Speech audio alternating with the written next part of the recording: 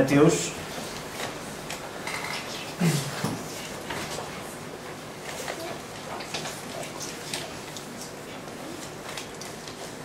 No capítulo 5,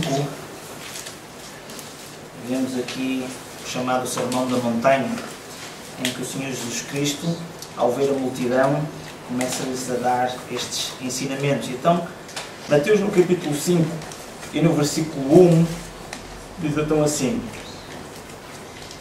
E Jesus, vendo a multidão, subiu a um monte, e assentando-se, aproximou-se dele seus discípulos, e abrindo a sua boca, os ensinava, dizendo: Bem-aventurados os pobres de espírito, porque deles é o reino dos céus.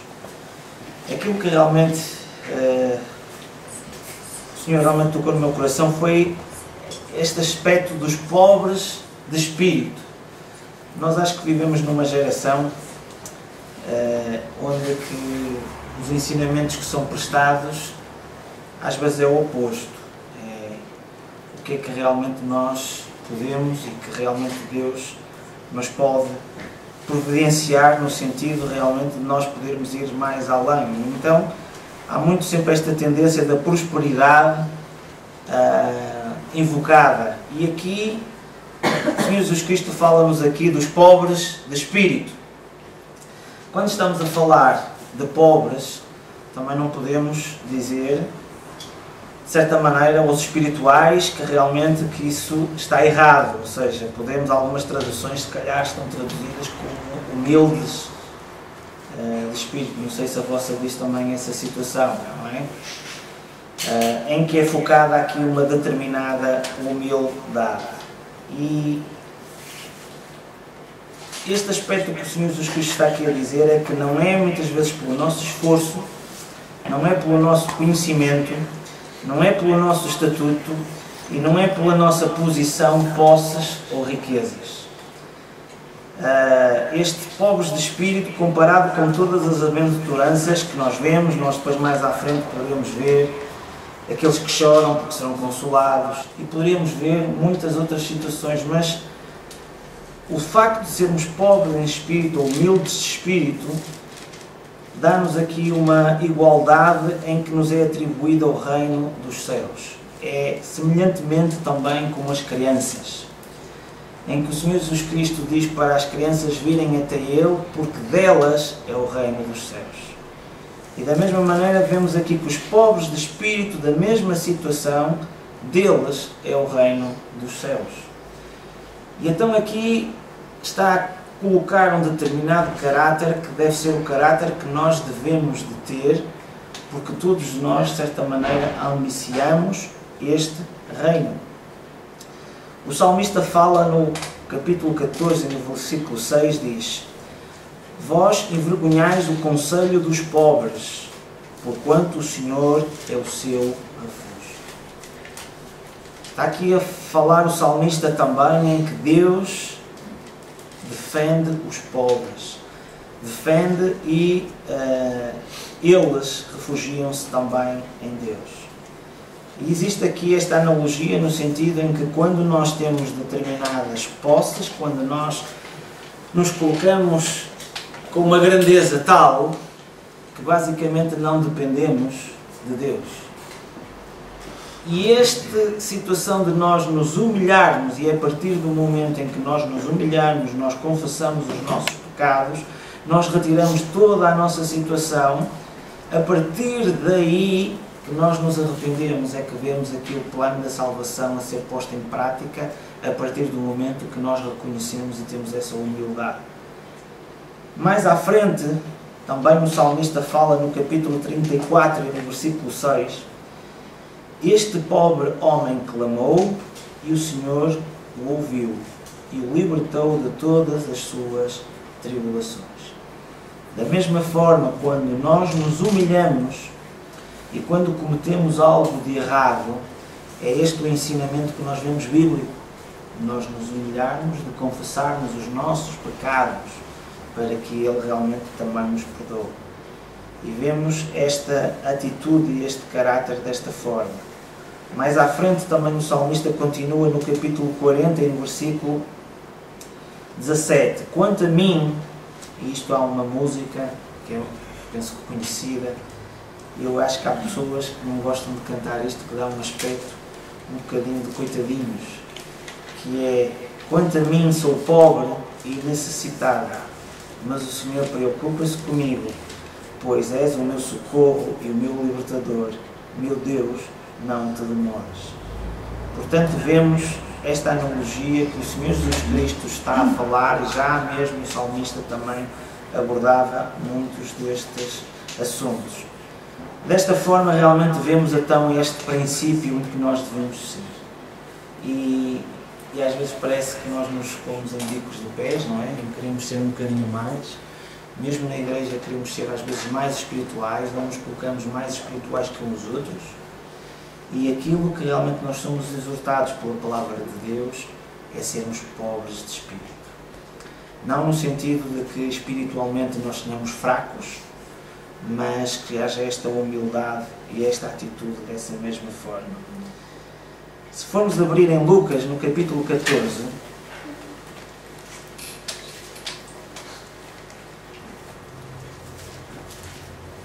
vemos aqui uma história que o Senhor Jesus Cristo aborda.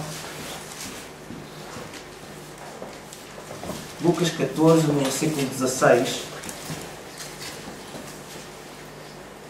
Jesus começa a contar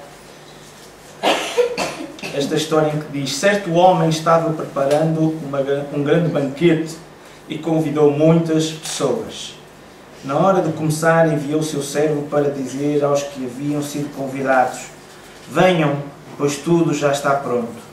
Mas eles começaram, um por um, a apresentar desculpas.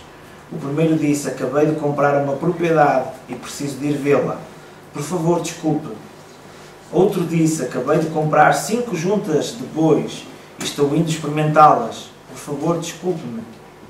O outro disse: acabo de me casar, por isso não posso ir. O servo voltou e relatou tudo isto ao seu senhor. Então o dono da casa irou-se e ordenou ao seu servo: vá rapidamente para as ruas e becos da cidade e traga os pobres, os aleijados, os cegos e os mancos. Disse ao servo: o que o senhor ordenou foi feito e ainda há lugar. Então o senhor disse ao servo: vá pelos caminhos e velados e obrigue-os a entrar, para que a minha casa fique cheia. Eu digo-vos a vocês, nenhum daqueles que foram convidados provará do meu banquete. Temos aqui uma ilustração curiosa em que aqueles que realmente entraram, estamos aqui a falar também dos pobres, dos aleijados, dos cegos e dos mancos. Aqui o Senhor Jesus Cristo pretendia com esta situação muito também ilustrar que a nação de Israel também foi uma nação que foi escolhida e que foi convidada, mas eles rejeitaram. E depois os gentios, de certa maneira, estão aqui a ser abrangidos desta forma, mas há aqui uma posição também clara na altura que o Senhor Jesus Cristo veio e a comunidade religiosa tinha esta atitude, que não era pobre de espírito. Tinha uma atitude orgulhosa em que preocupavam-se com coisas que não eram necessárias.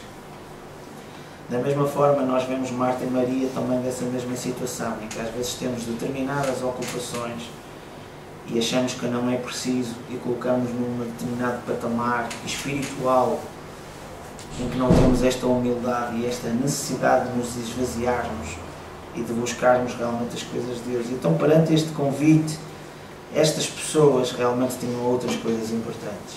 Quando nós nos elevamos e colocamos esta importância, o mesmo acontece dessa forma. E então esta ilustração realmente de que vemos que o reino de Deus, este convite realmente foi recebido de bom grado àqueles que realmente são pobres e aleijados. O Senhor Jesus Cristo também disse que viria exatamente para esses. Há uma outra situação que ele ilustra, que eu basicamente só recentemente comecei a perceber um bocadinho melhor. Às vezes tinha umas dúvidas, mas já me fez mais claro algumas destas situações, que é em Lucas, no capítulo 5, se quiserem também acompanhar.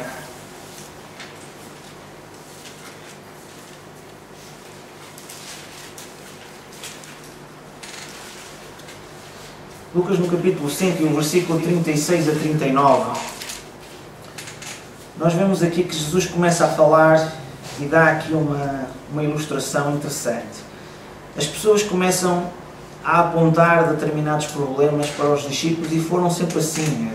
Foi dizendo, então os teus discípulos não lavam as mãos, os teus discípulos não jejuam, os teus discípulos não fazem isto. E eles colocavam-se e faziam grandes discursos e tentavam-se colocar num patamar, numa determinada situação perante Deus e perante a sociedade que estavam acima. E perante esta ilustração, Jesus propôs-lhe então esta parábola, então Lucas 5, 36 a 39. E diz, ninguém tira remendo do vestido novo e põe em vestido velho. De outra forma rasgará o novo, e o remendo do novo não condirá com o velho. Outra assim ninguém põe vinho novo em odres velhos. De outra forma, o vinho novo arrebentará os odres, e ele se derramará e estragará os seus odres. Pelo contrário, vinho novo deve ser posto em odres novos. Ninguém que já bebeu vinho velho quer o novo, porque diz, o velho é bom. E esta ilustração, de certa maneira, fez-me sentido nesta perspectiva, quando nós abordamos o assunto anterior, em que estamos a falar relativamente aos discípulos, e esta comunidade religiosa começa a apontar estes problemas relativamente aos seus discípulos.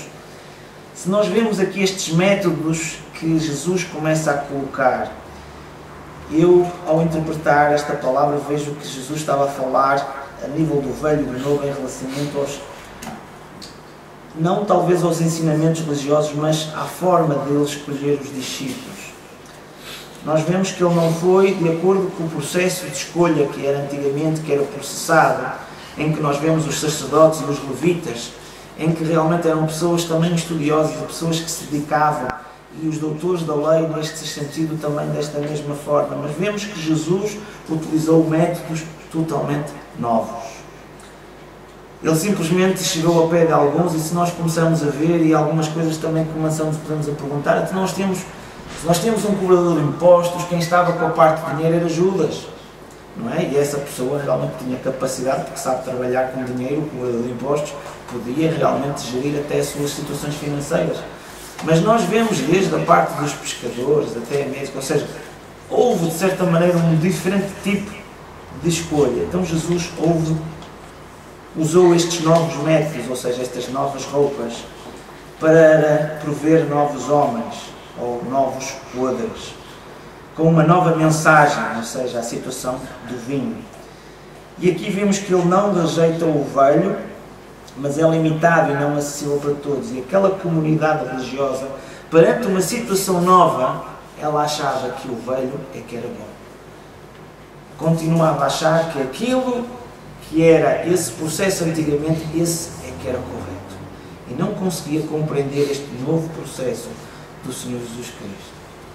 E às vezes nós ficamos presos exatamente nessa situação, às vezes em consideração até a determinadas sabedorias que nós podemos achar, e não estamos sensíveis às vezes a uma nova aprendizagem que às vezes Deus quer nos mostrar. E vemos que conforme ele avança no ministério, ele mostra uma abordagem inclusiva, que ele encontra os rejeitados, os pobres e os enfermos. E naquela altura não era isso que estava a ser seguido.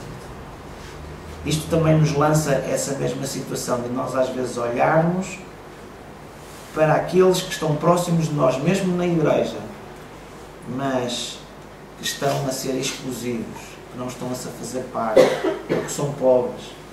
E às vezes nós achamos que somos até superiores a essas pessoas. O próprio Senhor Jesus Cristo até disse relativamente àquela pobre viúva que tinha colocado mais do que os outros. E é esta situação que às vezes desmonta realmente todos estes paradigmas daquela sociedade que estava a acontecer e que pode também estar a acontecer exatamente connosco. Vemos que o Senhor Jesus Cristo diz em Lucas, no capítulo 4, E no versículo 18 diz: o Espírito do Senhor está sobre mim, para me ungir, para pregar o Evangelho aos pobres. Ele me enviou para proclamar a libertação dos aprisionados e a recuperação da vista aos cegos, para restituir a liberdade aos oprimidos. E realmente é esta conjugação do próprio amor e da inclusão daqueles que realmente estão à parte ou que estão marginalizados, que muitas vezes, às vezes acontece connosco. Nós próprios colocamos de lado ou o nosso irmão ou a nossa irmã, porque se calhar ela não tem o mesmo conhecimento, e nos elevamos e não temos esta humildade de espírito. E realmente, conforme nós vemos aqui esta bem-aventurança, conforme nós falamos, bem-aventurados os pobres de espírito, porque deles é o reino de Deus. Este realmente é um ensinamento que nos obriga realmente a esta humildade, a este amor por aqueles que realmente nós, à primeira, podemos não querer fazer parte ou não querer ter este contacto, mas vimos que o Senhor Jesus Cristo veio exatamente para eles. Vimos aqui, nessa mesma passagem, para pregar o Evangelho aos pobres. Porquê os pobres? Porque os ricos e aquelas pessoas, de certa maneira, que tinham este orgulho desta forma, não o conseguiam receber, este Evangelho desta forma. Este amor, esta humildade em que o Senhor Jesus Cristo veio, que se humilhou a si próprio. Ele que era Deus, Ele se humilhou a si próprio, de certa maneira, por amor de cada um de nós. E mesmo existe também da mesma maneira que nós tenhamos esta humildade de espírito, para que nós possamos atingir também esses que estão de parte, para que o possamos convidar e integrá-los dessa mesma forma. Realmente o Senhor possa falar aos nossos corações e o seu Santo Espírito possa, ao longo do nosso dia a dia, possamos estar sensíveis a esta humildade de espírito e que possamos pô-la em prática da mesma maneira como o Senhor Jesus Cristo pôs e como nos exorta a podermos ser assim. O Senhor nos abençoe.